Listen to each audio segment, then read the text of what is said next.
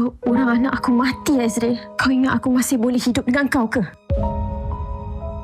Bahagia ke awak hidup atas derita anak-anak?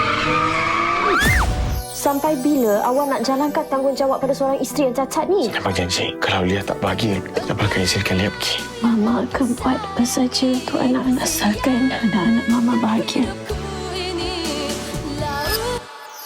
Aku cabar kau, Lia. Kalau kau hebat, kau hidup tak payah bergantung dengan suami kau. Sanggup ke dia nak hadap kau ni sampai mati? Bapa cadang nak bagi Ril handle satu projek besar yang kita baru dapat. Wah. Ril handle projek ni dengan Rin. Ha?